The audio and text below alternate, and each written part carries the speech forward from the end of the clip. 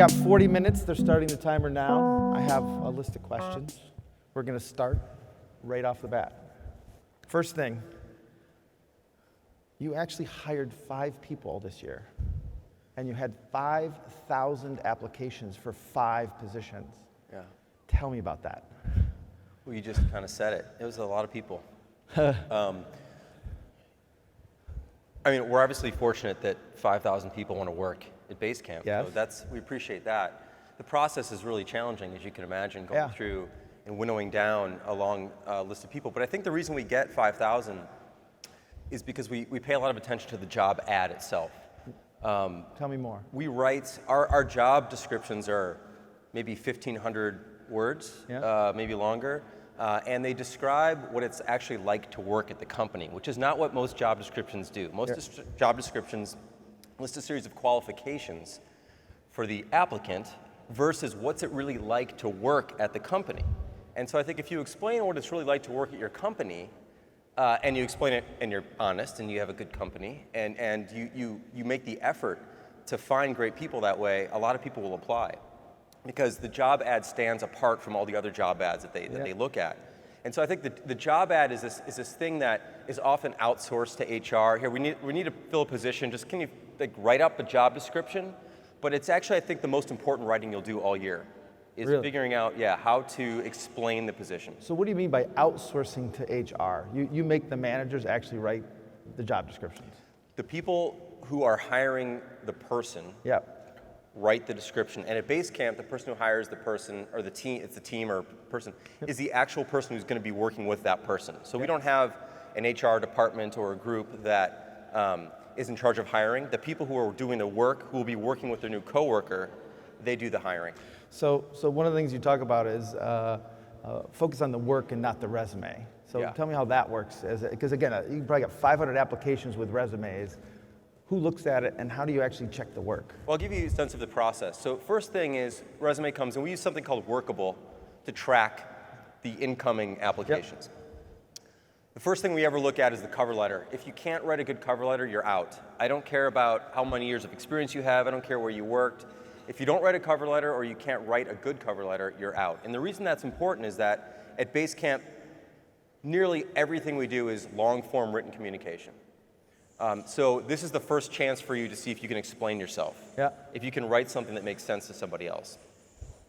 So that's number one. And so we taught from the 1,000 we have, we pretty quickly narrow it down to a few hundred.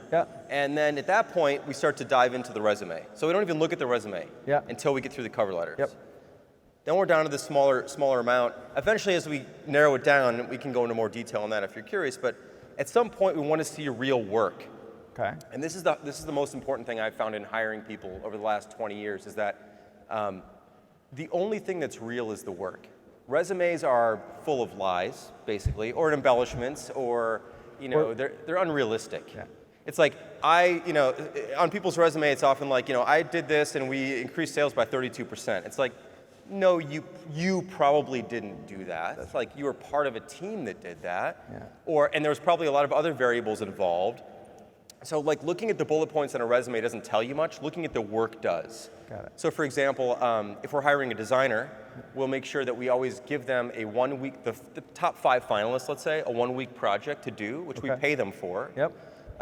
And they all do the same project, then we can actually look at the real work and discuss the real work that they've done over that 1 week period of time. So you try them out? It's essentially a tryout. But you pay them for it, so you own the work, they understand that it's there, and that they're a final candidate. I pay for it not to own it, but because it's fair. Like, if I'm going to ask someone to do something for me, I don't want free work. It's not fair to them. So we pay $1,500 for 1 week for the 5 finalists each to do a project for us, and then we talk about the project. And at that point, it's not a situation where we look at the work and judge it purely on the work, because people only have a week. Most people have day jobs. They've got something else going on. We look at the work, so it forms a basis of conversation about how they approach the work. That's what I'm most interested in. Like, why'd you do this, and what's behind this idea, and how, and then you can throw some critique in and see how they respond to feedback. That's really what you want to know. When you want to hire somebody, you want to know what it's going to be like to work with them. And a big part of that is like, how do they take feedback? How do they take suggestion? What are the reasons behind the ideas that they present? That's the stuff that matters. So you're getting the work. And resumes don't have that. Right, but so you're getting the work, having them do something, having them think about something, and then at some point, having them do that work, you then can have now a second interview that's like, let's talk about the real work that you just did, because nobody can really talk about their work because most of it's confidential. That's the other thing, is most work's confidential. So yeah, really the whole process is to get down to those 5 people you can have a second conversation about something that's real. Got it. Everything we do at Basecamp is always based in reality. So it's not abstractions. We're not like a resume is an abstraction. Yep. That's part of the necessary process to get there, but then at some point you have to look at something that's real. It's the only way you can judge what someone's capable of doing. And it's the only opportunity you have to actually ask specific questions that are relevant. You know? So do you have HR? We have one person who runs people ops, is kind of what we call it. But the team has to actually find the capacity to actually go through 1,000 resumes, to figure out how to narrow it down to 5, if you will. How do they, I mean, that's got to take time. Sure. So Andrea, who's our head of people ops, she kind of narrows it down initially based on just the cover letter thing. Like, did they even hit the basic requirements of applying for this job? At that point, though, then the team, there's usually 4 people, roughly. They then go thumbs up or thumbs down on the people based on like their resume and the cover letter and the whole thing. And then they talk about it, but it's part of their job. We don't hire often, though. This is the other thing. Like, we couldn't do it this elaborate, extensive process if we hired every week. There's no time. But we hire 1 or 2 people per position per year, maybe. So we can put an extreme amount of effort into it. And I think the reason we do that is because we want people to stick around. Like, hiring is, I mean, it's no secret. It's the most important thing you do. That's right. It's also the most expensive thing you do. And then you make a massive investment in somebody's, improvement. You don't want them to leave after 2 years. No. In our industry, I think the average turnover is something like 18 months, and for most positions, it's terrible. So at Basecamp, the majority of the company has been with us for more than 5 years. Many for more than 7. We have a handful more than 10. And a few 16, 15 sort of things. So we want to hire well, so we don't have to hire again. Got it. And you're willing to take the time to find the right people, as opposed to fill somebody as quickly as they can, just to get the work done. Yes, that's super important. The other reason is because I believe that teams that stick together are just better teams. You always want some new blood, obviously, but it's like a band that's been together for a long time. They know how to play with each other. They can just jump on stage and play. Versus like 6 musicians who've never worked together before. You don't want to always be in that mode where you have session players always filling in. Like, sometimes you do, and sometimes they're great, but you're never going to get to that really great song unless you have the chemistry. And chemistry develops over time. It's not something that ever happens instantly. So I think keeping teams together, keeping people around for a long time, where there's institutional knowledge that builds up and people can kind of understand where they're coming from, and you can debate harder and you can go at people harder with things because you have a history versus everyone's sort of dancing around and being careful with each other, which is what happens when you're with strangers. You don't really want to work with strangers. You want to work with people you know pretty well. It reminds me, I went to the Who concert, and Pete Townsend said, the hardest part is making this look hard. Right? So because he can They're play so good at it now. They've been doing it for 40 years. So one of the positions you hired for is something very new for Basecamp, which is a head of marketing. Like you've been taught, like for the most part, you haven't marketed much. Right. And you put a position out there. So the first question is, why now? Why finally do you need a marketing person, a head of marketing? So for a little background, we've never really done any formal marketing or advertising. We've dabbled here and there. Primarily, we've written books, we've spoken at conferences, we have opinions. Our product sort of sells itself in a lot of ways. It's collaborative, so people use it together and they take it with them to the next business. And so we've managed to build this wonderful business over 20 years by crossing our fingers, essentially, and hoping people find us. And that works. It's worked and it still works. But it feels like to us that we've sort of exhausted our sphere of influence that way. I feel like we've kind of reached everybody we can the way we know how. And as we turn 20 this year as a business, we just started to reevaluate a few things. It's always a good time, like 20 years, how are we doing, what are we doing? And we want to be around for another 20. And we just kind of got the feeling that if we keep doing things the same way we did for the last 20, we're probably not going to make it to the next 20.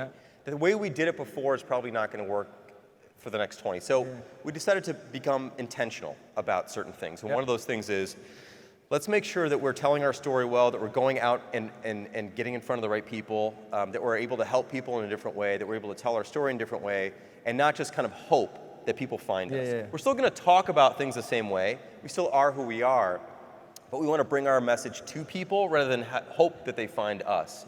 So why now? I mean, 20 years, some other things are going on in the company that we are excited about next year that we kind of want to get a head start on. We're working on a new product, which we said we would never do again, so we're working on something new. You change your mind often.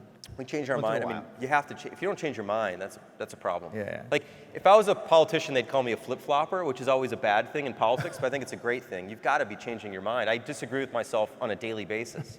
You kind of have to do that. But it's just felt like the right time to dive into this, and we know it's going to take some time to figure it out and get up to speed. So it felt like let's take a shot on it. It also felt like there was like when you started, there weren't many competitors. You found a very niche spot where basically there was lots of people who were struggling and they could use it. But now there's other people kind of coming up around, and so now you've got a crowded field that you got to work a little harder to get noticed. For sure, the market is more complicated. There's more competitors. And what's interesting is that you get lumped in with other products that really have nothing to do with your product, but it's sort of people draw a circle around it. Right. And in order to then begin to separate yourself, you have to talk about yourself in a little bit of a different way. So that's another part of it too. Also, interestingly enough, David and I, so David's my business partner, I felt like we disagreed about marketing for many years. And we started having some more conversations about it in the past year, and it turns out we don't disagree that much. There's some fundamental disagreement about brand marketing versus product marketing, and what can be measured and what can't be measured, but I think we finally come to an agreement that we're okay with not being able to know if something's working immediately, and that some things are longer term investments, and it's about time to dig into that. So some headbutting around that was very healthy for us to finally realize that we actually agree most of the time. Sometimes you imagine that you disagree with somebody until you actually have the conversation, and you go, we're on the same page for the most part. This is good. You might only disagree on 3 things, and it really you have 90% overlap. Yes. And you just don't even know it. Yes. So how many resumes did you get for that job? I think 1,063 for the head of marketing position. So it was quite a few. So, and have you picked that person? Yes, we just hired that person a few weeks ago. Okay, and how did you get to the conclusion to pick that person? So you can pass on that question, by the way, if you want to. Yeah, no. After we whittled it down to we had 6 finalists. We're really excited about. Did another round of interviews, got down to 4. Yep. And 3 of those people were professional marketing people. They worked at other places with marketing positions, marketing on their resume. Very experienced, excellent people. They all would have done a great job. Yep. One of the people, of the 4, didn't have any marketing, traditional marketing experience, didn't have marketing on his resume, didn't have a history of kind of some of the things we described in the job ad that we were looking for. Yeah. Something I realized, though, is that the shopping process actually helps you figure out what you really want. So my wife and I were actually talking about we have 2 kids, so we wanted a 3-row SUV, right? We thought that's what we wanted. Minivan. Well, whatever it was. To see you in a minivan would be hilarious. But the point was, we went into it, we know what we want. Yeah. We want a 3-row thing, So we start looking at those, and we get into them, we start driving, these are actually pretty big. This is gonna be hard to park in the city. Do we really need this much space? I didn't have a 3-row thing when I grew up, and my wife didn't have one when she was a kid, and she had a sister, and they got by with, do we really want this thing? You go into it thinking you want it, you shop, and the shopping experience is what actually informs you. And then you realize that you discover what you really want when you're shopping. So what we realized is that what we actually want was someone who was more of an entrepreneur than a traditional marketer. Somebody who was scrappy, who was someone who I could see the work that they had done specifically. and who was actually a customer of ours in a sense. So the person we hired, his name's Andy.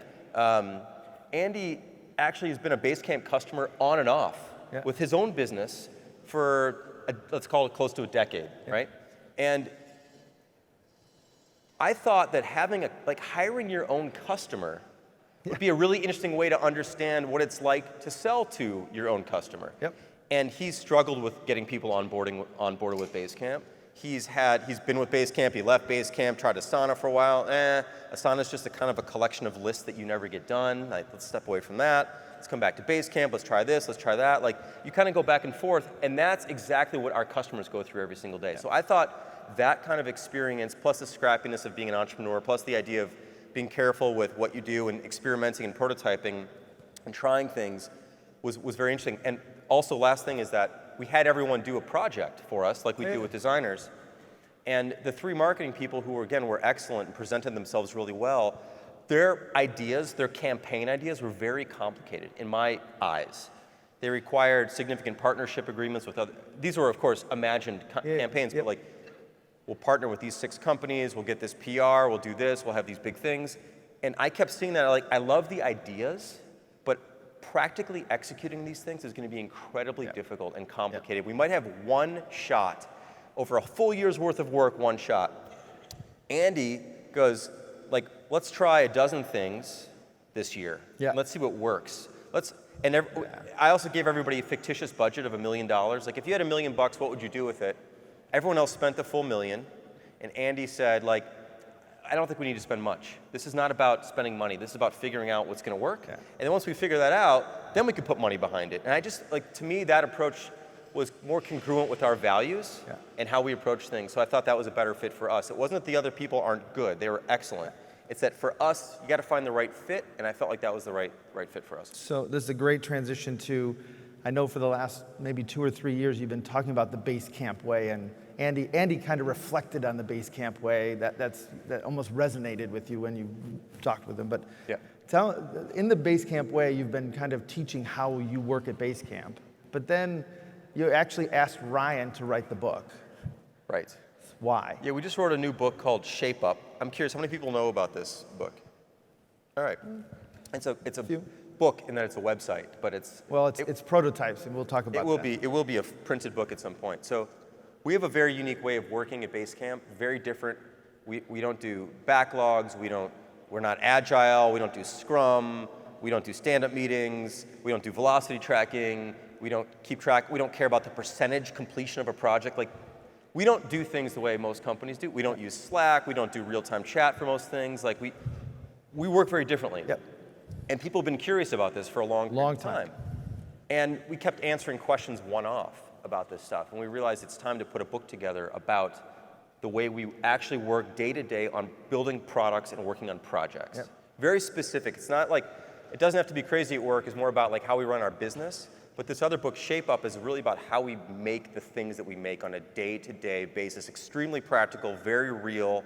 How do we do it? So I want to interrupt here because you've written 4 books. Right? You and David together. Yes. Ryan's never written a book before. Right. Why in the world did you not write it, and why did you ask Ryan to do it? Because I knew Ryan would do a better job. A better job? Yes.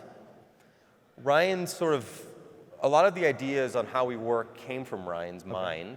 So that's part of it. I wanted the connection to the actual original ideas to come out in the book. Also, I was sick of writing books. I've written a lot of books. But I wanted Ryan to step up. And Ryan has a really wonderful way of explaining things. And I've seen him explain things and teach this to people. And we've done these workshops where he would teach these things. He just has a really wonderful, patient way of explaining things. And I knew he would get to the point deeper and better and more accurately than I ever would for this kind of material. So I said, hey, write a book. Why don't you write a book? And he said yes, but of course he'd never written a book, so he had to figure that out, but I think it came out really well. So there's a couple of points I want to talk about in here. One of these things is that Ryan has actually separated a really important part of a project or a cycle. In the 6-week cycle, there's this aspect of unknown to known, and then planned or unexecuted to executed. And so the whole aspect is that there's a huge separation between, most people plan they know what to do, but most of the time they don't. And so can you talk a little bit about how you go about going from the unknown to the known? Yeah, this is something that I've seen a lot of teams struggle with, and we struggled with it years ago as well, which is going into a project thinking you know everything that you need to do, and you line up a lot of work up front, and then you assign work to people. Right. This is backwards and it doesn't work. It is a broken way to work, yet it's probably the way most teams work. Yeah. What you really want to do is you want to assign a project. You never want to assign tasks to people up front. People have to discover the work itself as they go through the project. What do you mean by discover? So we'll have an idea. So we'll have an idea for a feature that we want to build over the next, let's say, 6 weeks. Yeah. And we'll do what we call shaping the work, which is kind of roughly explaining, going through the idea and roughly getting to a point where we can explain the concept to a team. Mm-hmm. We'll eventually hand the project over to the team. A team's usually 3 people. And then it's up to them to figure out how to execute that project. We all know up front that this is an idea, but an idea is not a finished. An idea is a malleable piece of clay. Like, I don't know what this is actually ultimately going to look like, but we have a general sense of the shape, kind of. Now you have to mold this thing. You have to the team has to figure out how to turn this rough ball of clay into a final thing. And so that involves talking to each other and figuring out how they want to execute on the idea. And that involves them coming up with the actual work they need to do. Yeah. They have to discover the work by thinking through how they're going to approach the problem. They're problem solvers. That's why we hired them. I don't hire people just to type code. You hire them to solve problems. And if you give them the work to do up front, by assigning them tasks up front, you're removing their mind from the process. Like, I want 55 minds at our company. We have 55 people. I don't want 4 minds and 50 some odd like executors. That's not what we really want people to do. So people have to discover the work by getting into it. And the only way to discover it is to start somewhere. Yep. And you start with, we typically like to start with the unknowns first. We try to think of, when we map out a project, we use something called hill charts, which are something that are available in Basecamp and only Basecamp. We invented this thing, put them in there. We think that work is shaped like a hill, which means it starts here, goes up, comes down, and flattens out. It's not linear or this way. It's a hill because projects feel like a hill. There's a point of the project, the first half of the project, where it's full of unknowns. Like, I don't know what's going to work. We don't know what we're going to do yet. We need to get over the hill first. And when we get to the top of the hill with a problem, we go, oh, now it's downhill from here. Like, now it's just about execution. Right. But you've got to discover your way up the top of the hill. You've got to push things up the hill. And so we start with a series of unknowns, and we get clarity on those unknowns until they become knowns. What we don't do is we don't say, we're 25% done. That means nothing. Like, done with what? What 25%? The hard part, the easy part? 25% means nothing. 80% means nothing. These percentages don't mean anything because there's no context. If you're 90% done because you've finished 9 out of 10 tasks, but that last task is the hardest thing and the thing you don't know how to do and you only have a week left to do it, you're fucked. Like, that's not going to work. Yeah. So you've got to figure out what's known and unknown and measure projects based on that, not on completion. Not on done and not done, but what's known and unknown. That's where you gain confidence. Right. If you've got a bunch of stuff and you've got 2 weeks left and all of it's known and you can coast downhill, great. But if you're stuck at the top, or if you're not stuck at the top yet, you have 2 weeks to go and everything is unknown or the big points remain unknown, you're in deep shit. And my experience is the unknown parts are what people save for last.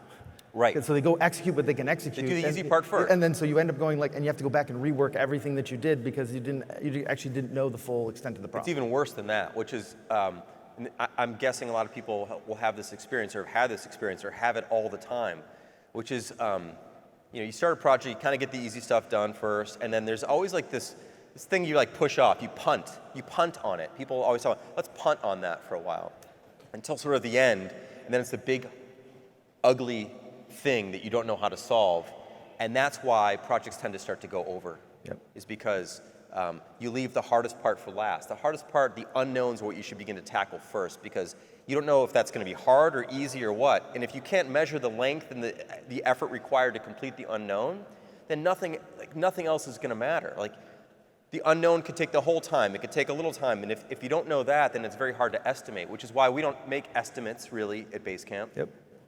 Nope. We have what are called appetites. What's our appetite for a project? What do we want to bet on? This is the other way we think about it. Every project that we decide to do every 6 weeks is a bet. We use this parlance for bet. Yeah. What are you betting? Well, first of all, there's uncertainty. Yep. Every project has uncertainty, and there's no guarantee that what we're going to make is either going to be makeable, it's going to work, and it's going to be what customers want. You could do all you want to think that you know that, but the only way you really know it is to make it and put it out there. So you place a bet, like how confident are we on this bet? Second, bets are really valuable because they have limited downside. You go to a casino with $500 and like put it all on black or whatever, like the most you can lose is $500. In a lot of companies, you start to do a project, you say it's going to take however long it's going to take, 3 months, and it doesn't get done in 3 months. Well, now what do? Well, a lot of companies go, well, we already put 3 months in, so we got to put another month in at least, right? Or it's going to take another 2 weeks. That's always the answer. Yeah. 2 more weeks. It's all we need. We're almost there. One more prototype, one more test, we'll be there. 2 more weeks. It's never 2 weeks, because when you're done 2 weeks, it's another 2 weeks, and then it's another 2 months. Yep. Now you got 5 months in. There's no downside protection in that kind of environment. You just keep throwing bad money after bad. Yep. And before you know it, you're working on something for a year. And now you've got all this momentum built up behind you. Now you've got to, there's no way you'll cancel that project. So you got to put more time into it. And if you don't limit your downside, this is where you get hurt really bad. It's the same thing in the stock market. People will buy a stock, $50. It goes down to 40. They're like, no, it's going to come back. It goes down to 38. Well, I can't sell it now because I'm losing, so I might as well stay in it. Then it goes down to 34. It's like, well, it's going to turn around at some point. Now it's at 32. Yeah. Well, now I'm going to lose even more if I sell. If I don't sell, I haven't lost anything yet. And so you just ride it down. And people ride projects down all the time. So when we make a bet, our bet is 6 weeks. That's our bet. Just like $500. That's our bet. And if we don't get it done at the end of that thing, then we say we've lost that time. We can have a discussion about if we want to extend it, but most of the time we do not. And we're going to limit our downside and cut our losses. Cutting your losses is one of the most valuable skills you can ever develop. Say goodbye to some work. But so to be clear, what you're betting are people's time and their thinking and saying I'm only willing to bet 6 weeks of their capacity to basically say try to make this happen. And it's literally they have to build something shippable in that 6 weeks. Yes. And so you're literally forcing everything to fit into the 6 weeks window as opposed to doing everything perfect. Yeah, and the key for this is this idea that we have, this feature, to be more specific, more concrete, making a calendar or something, right? Yep. We think it's worth 6 weeks. We're going to bet 6 weeks on this idea. It's not worth 6 months. It's not worth 8 months. But in a lot of companies, it becomes 8 months because you're not limiting your downside. So we have 6 weeks, and we have what's called a circuit breaker, which is basically where it's boom, pop the breaker at 6 weeks. If this isn't done by then, we have to have a very serious conversation, which is when we return back to the hill, is there anything left on the unknown side of the hill? So everything on the left of the top is unknown, everything on the right is known. If there's anything left on the unknown, we're basically screwed because we don't know how much more time we have because it's unknown. Yep. So at that point, we're basically say we put 6 weeks in, let's cut our losses here and let's move on. We can come back to it again later if we want to revisit this idea and bet on it again. But just because we started it doesn't mean we always have to extend it. And the beautiful thing about working in 6 week cycles, and I should define that, every project we work on, the maximum it can take is 6 weeks. Some only take 3 weeks, some take 3 days. 6 weeks is the max. Is that it's long enough to have enough time to do it. Yep. It's short enough that if it sucks, it's almost over when it starts. Because one of the worst things for anybody, and if you're a manager or someone who's doing the work, is to be stuck on something that you don't like doing with no end in sight. That is demoralizing. It destroys teams. And this is a dedicated team working on that one thing. All they do.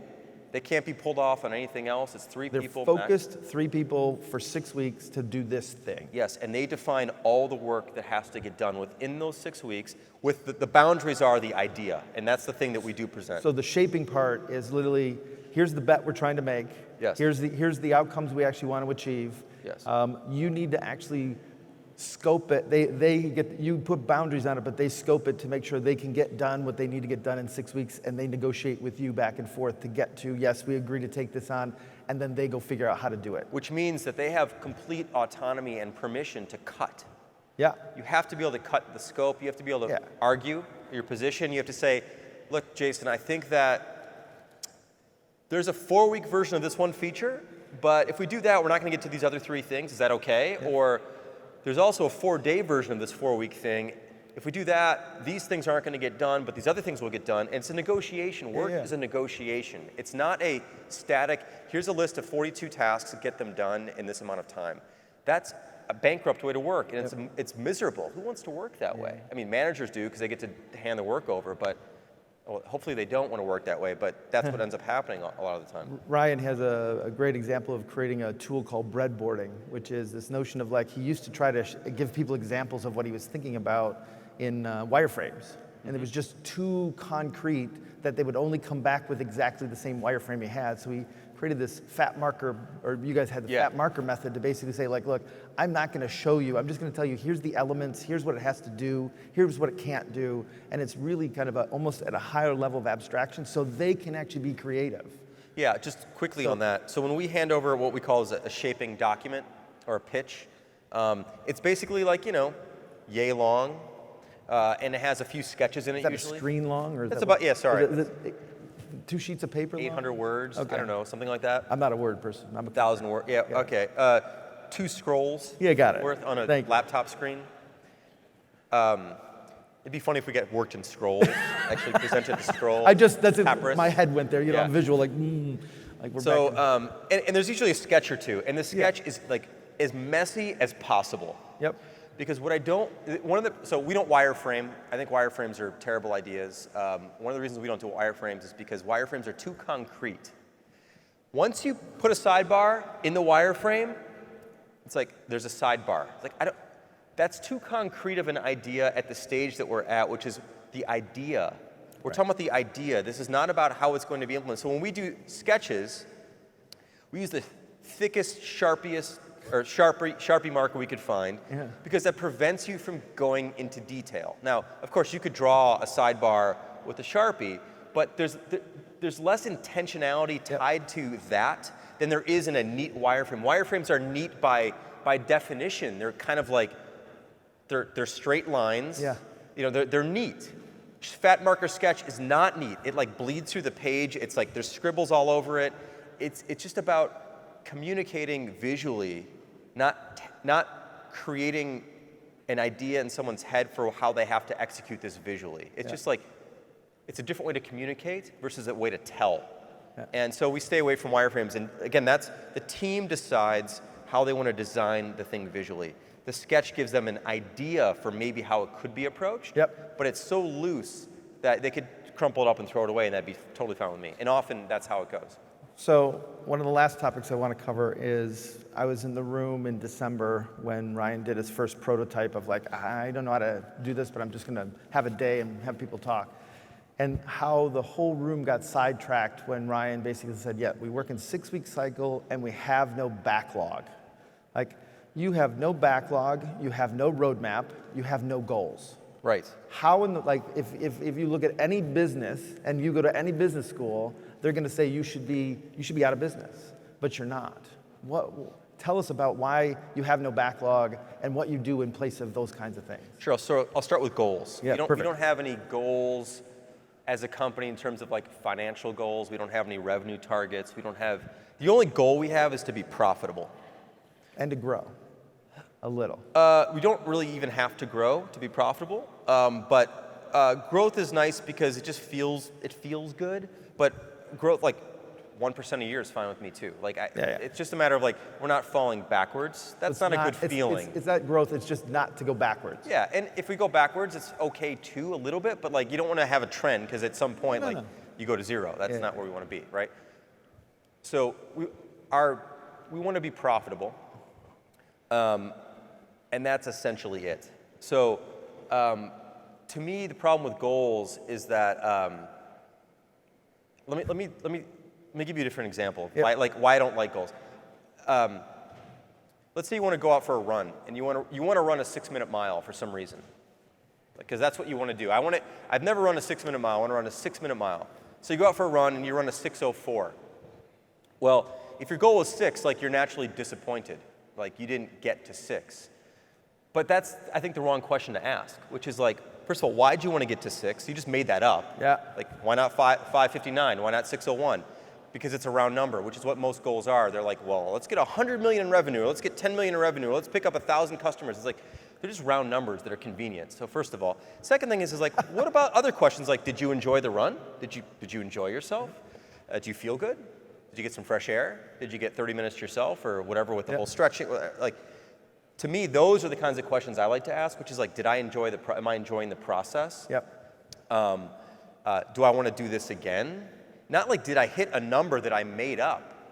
But more like, do we like doing what we're doing? Are we enjoying that? This is all deeper. This gets to your point about being meaningful. Like, what's meaningful work? Like, reaching a 6-minute mile is like, okay, now I got to set another goal. It's no, did you enjoy yourself, and did you actually do something meaningful for yourself at that point? Yes. The other problem with goals, though, financial goals, is that often morals and ethics are kind of put to the side to hit a target. And again, it's a made-up target. So you're making something up, and you're destroying your soul to get there. I don't see how that's worth it. It doesn't. Now, of course, part of this is because we don't have investors, which we intentionally. Investors are the ones that often want to have goals because they want to make money off you, which means you got to reach a certain thing and valuation. I want to get rid of all that too. We don't have that. So, starting out with no goals. So what do you do? What's the purpose of our purpose is to enjoy the work that we do and do the best work we can anyway. Like, I don't need a goal to want to do the best I can. I want to do the best I can anyway. As an organization, we want to do the best we can anyway, because why, like, what else, how else do you want to spend your day? Doing the worst you can? Like, you want to just do the best you can anyway. So that's what we just want to do. Got it. That's the goal thing. The backlog thing, which is a lot of companies have backlogs. Here's the 196 things we need to get done. I feel like that is just piles on the guilt and lets the past drive the future. Everything on your backlog is something you put there before, but you're about to do work next. Why reach back to do something next? I don't understand that. It just doesn't make any sense to me. So what we do is, when it's time to figure out what we're going to do next, which is we have no roadmap, so all we think about is 6 weeks ahead. Yep. What are we going to do over the next 6 weeks? We get to start with a clean slate every 6 weeks and decide what's important to us now. Maybe we had some ideas before that keep rattling around in our head, but I don't want to go back to a list and go, this is the list we have to pick from. That's what happens when you have a list. You have to pick from it, or you have to whittle it down, or you keep adding to it. So now you have this list that's guilting you more and more and more if you keep adding to it. You never get done. If you don't knock it down to 0, it's well, if you're close to 0, then you just feel like you're obligated to keep finishing it. It's I don't want to be driven by the past. I want to be driven by what makes sense now. And you learn things as you go. You discover things as you go, as you talk to customers, as you use your own product, as new things happen in the market. I want to be thinking about what's next when I choose to do what's next, not what I had an idea from before. Many people here I'm sure have backlogs. If you look at that, if your backlog was physical, it would be dusty. You could blow on it, it would just make a cloud of dust. There's a lot of old ideas on there that are not relevant anymore, that don't make any sense, that don't matter. But you have to so that's why we don't keep a list. Right. But the premise is really the fact is you want to take the moment when you're ready to do the next cycle and literally pick your head up and say, what else should we be working on? There might be some things from the past, but you want to refresh that data set and say why is this the most meaningful work to work on in the next 6 weeks? So it's not hindering you, but at the same time the reality is we want to do the most meaningful work every 6 weeks. I want permission to pull from the past. Yeah. But I also want to pull from the future. Yeah. And if you have a backlog and you don't use it, but you keep adding to it, at some point the obligation is we have to narrow this list down. It's getting too long. There's so many things we haven't done that we're supposed to do. Then you're only going to pick from the past because you've got this burden. Yeah, right. And I don't want to go about my days with a burden. I don't want to go about my future based on we were talking about, I change my mind all the time. Yeah. So this idea I put on this list, it's just an idea that existed.